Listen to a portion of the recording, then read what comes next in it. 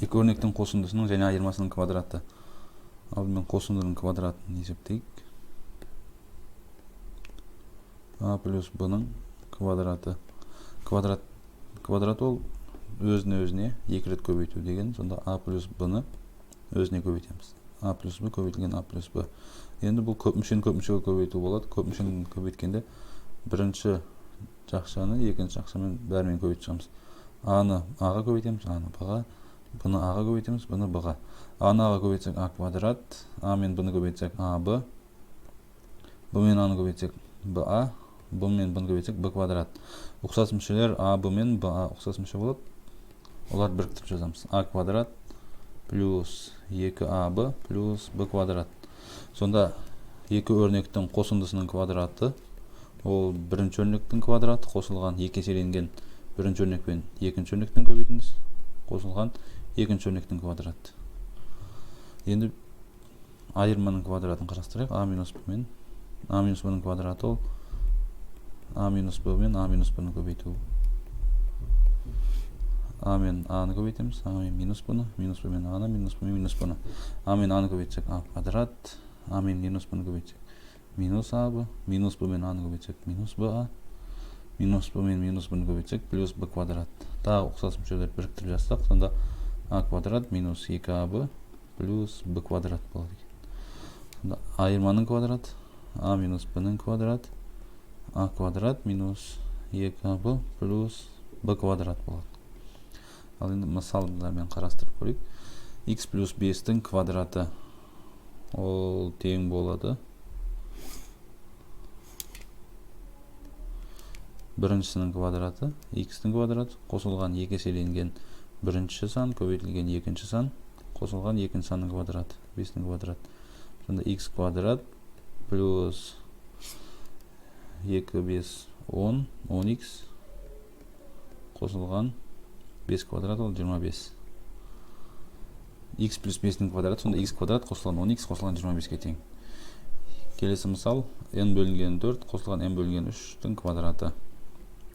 Бірінші өрнектің квадраты, n бөлінген 4-тің квадраты қосылған екі еселенген бірінші өрнек көбейтілген екінші өрнек қосылған екінші өрнектің квадраты. n бөлінген 3-тің квадраты. n бөлінген 4-тің квадраты, n квадрат бөлінген 4-тің квадраты 16 қосылған 2 мен 4 2-ге қысқарады. Сонда бөлімде 2 мен 3-ті көбейтсек 6, алымда n m қосылған m бөлінген 3-тің квадраты ол m квадрат бөлінген 9. Сонда жауабы n квадрат бөлінген 16 қосылған m бөлінген 6 қосылған m квадрат бөлінген 9. Келесі мысал. 7-ден 1n азайтылған 3m квадраттың квадраты.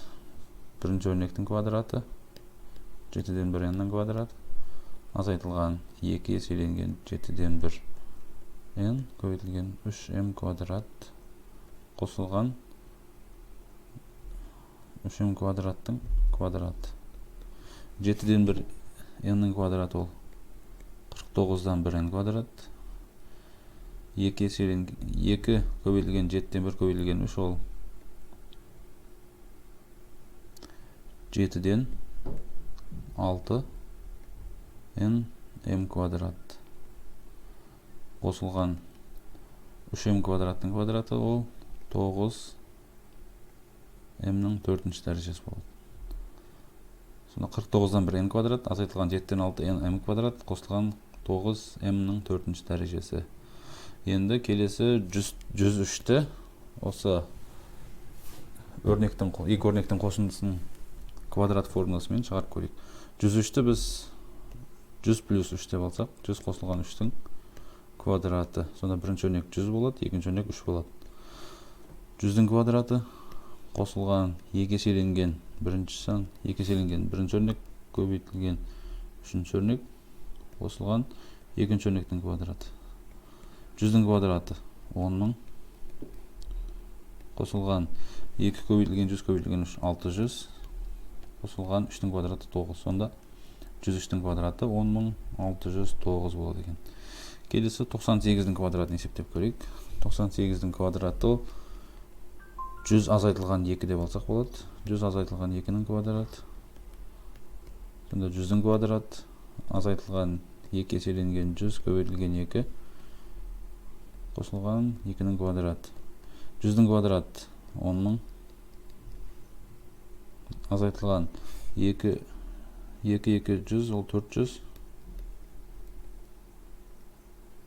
қосылған 4 ол тең болады. 10-нан 400 алсақ 9600 4 қосақ 9604. Сонда 98-дің квадраты 9604-ке тең. Енді жіктеуіміз керек. А квадрат плюс 2а плюс 1.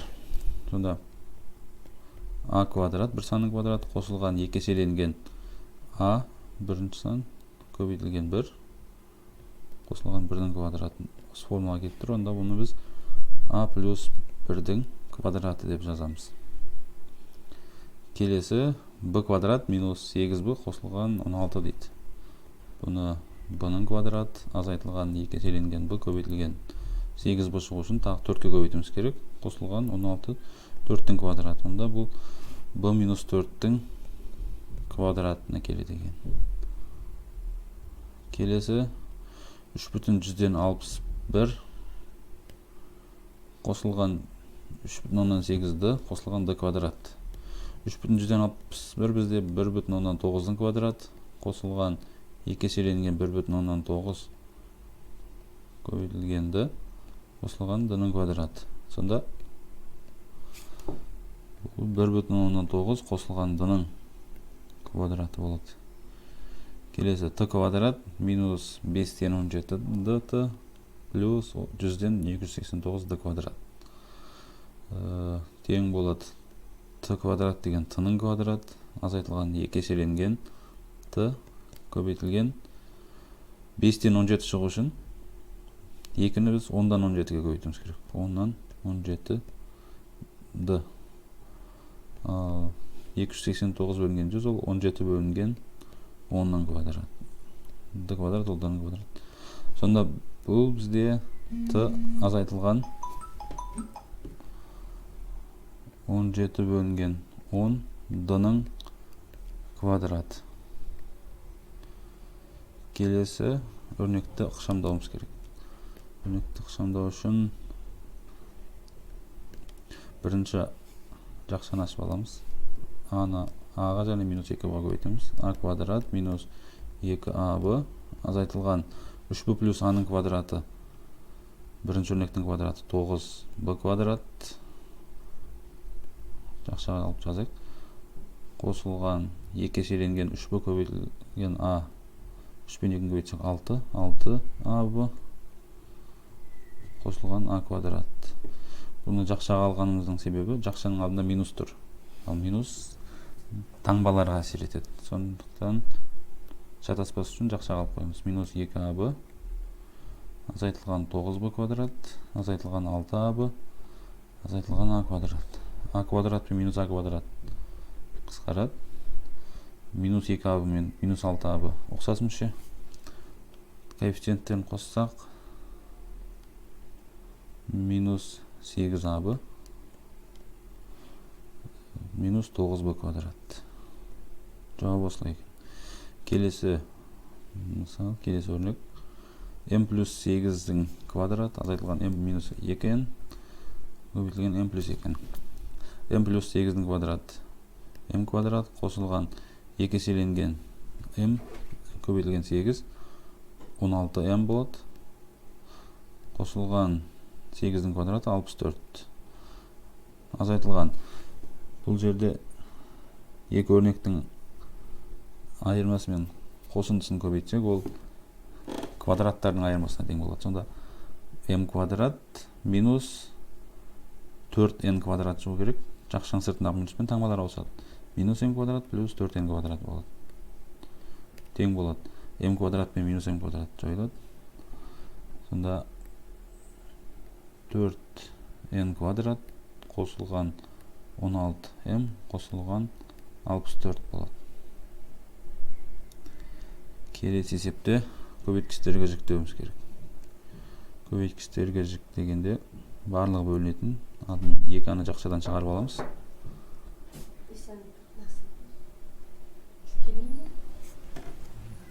келетін шығар қазір шығып кетті.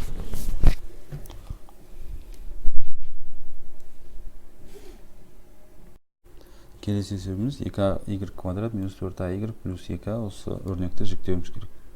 Көбейткіштерге жіктеуіміз керек. Ол үшін алдымен үшеуіне де бөлінетін ортақ көбейткіш 2a. Үшеуінде де бар екен. 2аны жақшадан шығарсақ y квадрат минус 2y плюс 1. Ал енді жақша 2 жақшаның ішіндегі ол y квадрат минус 2 көбейтілген y көбейтілген 1 плюс 1-дің квадратына келіп тұр. Онда жақшаның ішіндегі ол y минус 1 квадраты болады. Көбейткішке осылай жіктеледі екен. Келесі мысалымыз тағы көбейткішке жіктеуіміз керек. Бұл жерде 9-дан 1 барлығында бар. 9-дан 1 және a. 9-дан 1 аны жақшадан шығарсақ 1 азайтылған 8b қосылған 16b квадрат. 9-дан 1a 1-дің квадрат азайтылған 2 көбейтілген 1 көбейтілген 8b шығу үшін 4b болу керек. Плюс 16b квадрат ол 4b-ның квадрат. Бұнда ол 9-дан 1a. Ал жақшадағы 1 минус 4b-ның квадраты болады екен. Келесі есебіміз теңдеуді шешуіміз керек. Ал мен бірінші жақшаларды ашып алсақ, көп мүшемен көп мүшені көбейтеміз. X пен x-ті, x пен минус 3-ті. 2 мен x-ті, 2 мен минус 3-ті. X пен x-ті көбейтсек, x квадрат минус 3x, 2 мен x-ті көбейтсек, плюс 2x, 2 мен минус 3, минус 6-ға минус 3 болады, тең x плюс 1-дің квадрат. Формула бойынша x квадрат плюс 2 көбейтілген x көбейтілген 1, 2x плюс 1-дің квадраты 1. Бұл жерде x квадрат пен x квадрат жойылады. Қалған минус 3x плюс 2x. Оң жақта 2x, сол жаққа минус 2x болады. Енді сандарды оң жаққа өткізетін болсақ, оң жақта 1 бар. Минус 6 плюс 6 болады. Минус 3 плюс 3 болады. 2x пен минус 2x қысқарады. Сонда минус 3x қалды. Минус 3x тең 1 плюс 6 плюс 3 ол 10-ға тең. Сонда x тең минус 3-тен 10. Жауап теңдеудің шешімі минус 3-тен 10 болады. Келесі теңдеу.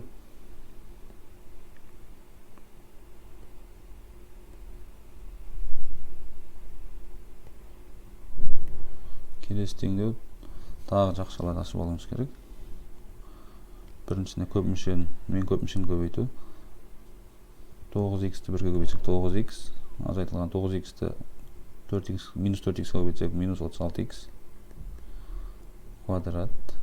2-ні 1-ге көбейтсек 2, 2-ні минус 4x көбейтсек минус 8x плюс 5 минус 6x-тің квадраты. 5-дің квадраты 25 минус 2 еселенген 5 көбейтілген 6 60x плюс 36x квадрат тең минус 32. Тағы теңдеулерді шешкенде x-терді, әріптерді сол жаққа, сандарды оң жаққа жинаймыз. Сонда минус 36x квадрат пен плюс 36x квадрат қысқарып кетеді бір-бірімен.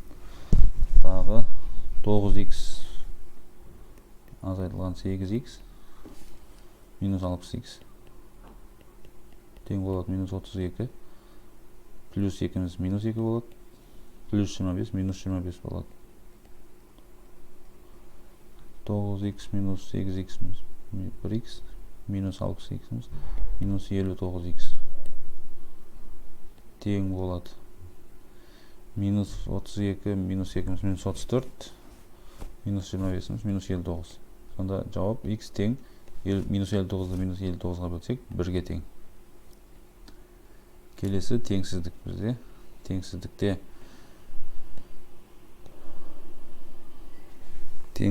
бірінші жақша мен екінші жақшаны көбейтіп қосылған квадраттаймыз. 5 минус x екінші жақшада егер орындарына ауыстырып жазатын болсақ, біріншісінде 5 минус x, екіншісінде 5 плюс x десек, онда қысқаша көбейту формуласынан екі өрнектің квадратына келеді. Екі өрнектің айырмасы мен қосындысын көбейтетін болсақ, онда квадраттардың айырмасына тең болады. 5 минус x, 5 плюс x, ол 5 квадрат минус x квадрат. Қосылған x минус 5-дің квадраты ол x квадрат минус 2 еселенген x көбейтілген 5, 10x плюс 5-дің квадраты 25. Үлкен 0-ден минус x квадрат пен плюс x квадрат жойылады. Сонда минус 10x қалды. Үлкен оң жаққа сандарды өткізетін болсақ, 25 минус 25 болады. Тағы 25, ол да минус 25 болып өтеді. Сонда минус 10x үлкен минус 50-ден x минус 10-ды екінші жағына бөлу болып өтеді. Екінші жағына өткіземіз. Сонда минус 50 бөлінген минус 10.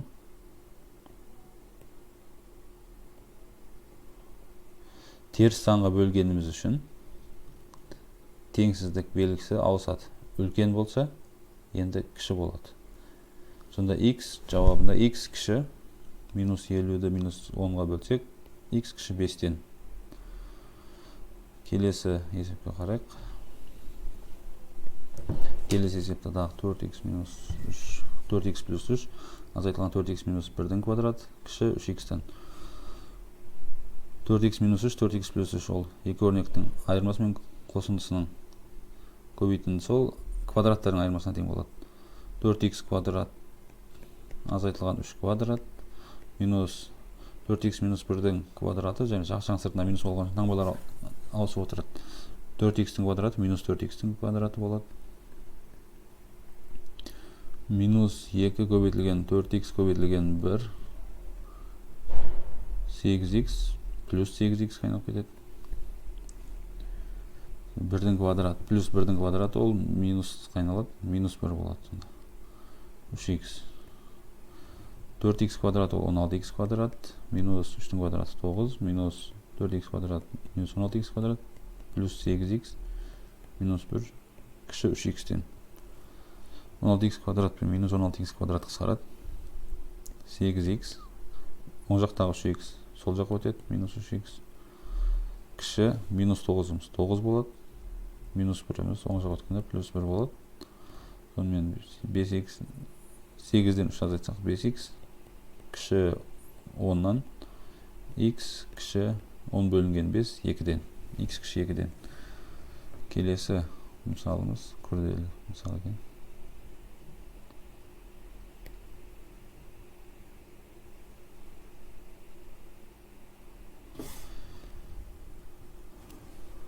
Бестен 3 a 3n плюс 1 b квадрат плюс 3-тен 2 a n минус 1 b куб, соның квадраты азайтылған 45-тен 4 a-ның 2n минус 2 b5 көбейтілген 9a 2n плюс 2 плюс 5b плюс 25-тен 16 a-ның 6n плюс 2 b4 дәрежесі.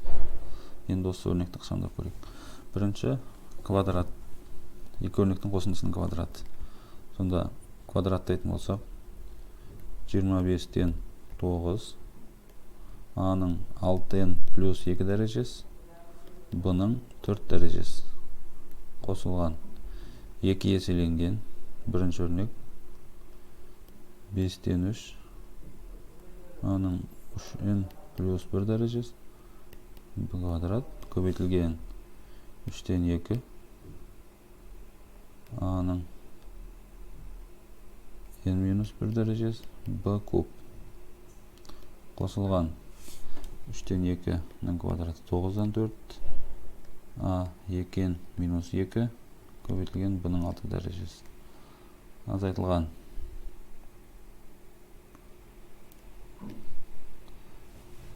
45-тен 4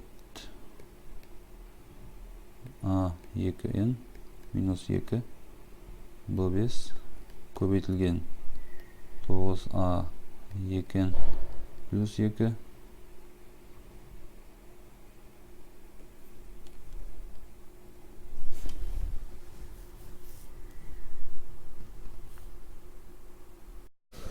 Соңғы мысалымыз 5-тен 3 a-ның 3n плюс 1 дәрежесі b квадрат плюс 3-тен 2 a-ның n минус 1 дәрежесі b куб соның квадраты азайтылған 45-тен 4 a-ның 2n минус 2 дәрежесі b-ның 5 дәрежесі көбейтілген жақшаның ішінде 9 a-ның 2n плюс 2 дәрежесі плюс 5b жақша жабылады плюс 25-тен 16 a-ның 6n плюс 2 дәрежесі b-ның 4 дәрежесі тең. Осы өрнекті ықшамдау керек.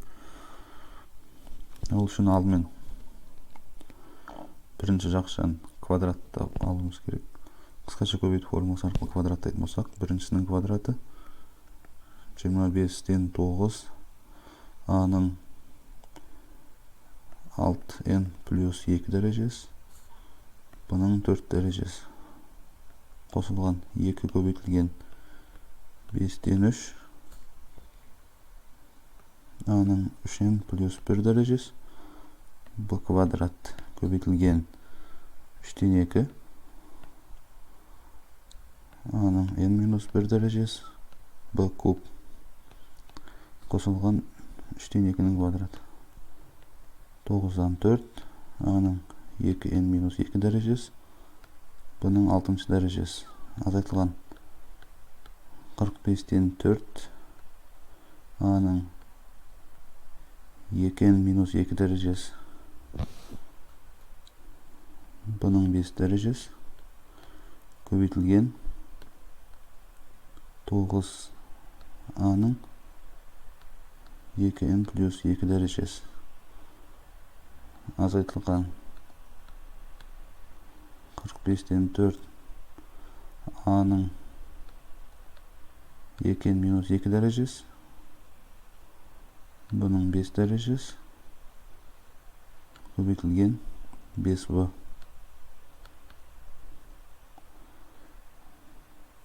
қосылған 25-тен 16 a-ның 6n плюс 2 дәрежесі b-ның 4 дәрежесі тең. Енді біріншісі өзін жазсақ, біріншісі мен соңғы тұрған өрнек қызылмен астын сызып қойып, біріншісі мен соңғысы ұқсас мүше екен. Коэффициенттер әріптер мен дәрежелер бірдей. Онда соларды біріктіріп жазайық. 25-тен 9 плюс 25-тен 16 ол 25-тен 25 болады. 25-тен 25 ол бірге тең. a-ның 6n плюс 2 дәрежесі b-ның 4 дәрежесі қосылған 3 пен 3 қысқарады. 2 мен 2-ні көбейтемін, сонда 5-тен 4 a-ның 4n дәрежесі b-ның 5 дәрежесі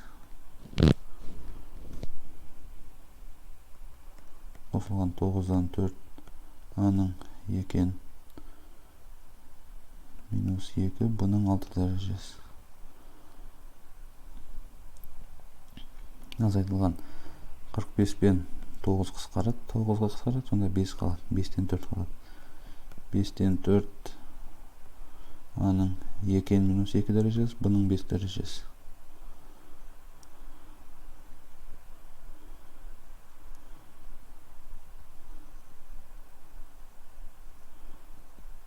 9 a-ның 2n плюс 2 дәрежесі бар екен, сонымен қосылғанда a-ның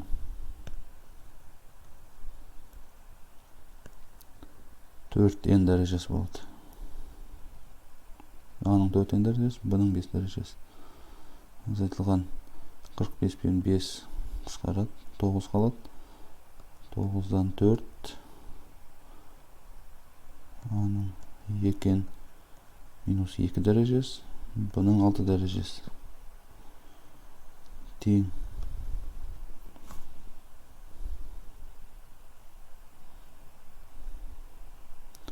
Тағы ұқсас, осы қатарда ұқсас мүшелер бар екен. a-ның 4n b-ның 5 дәрежесі, a-ның 4n b-ның 5 дәрежесі 1 плюс 1 минус, онда екеуі қысқарады, 0 болады. Сосын тағы 9-дан 4 a-ның 2 минус 2 b-ның 6 дәрежесі. a-ның 2 минус 2 b-ның 6 дәрежесі. Плюс минус болған үшін бұлар да қысқарады. Болады. Сонда жауабы қалған жауап сонда a-ның 6n плюс 2 дәрежесі, b-ның 4 дәрежесі.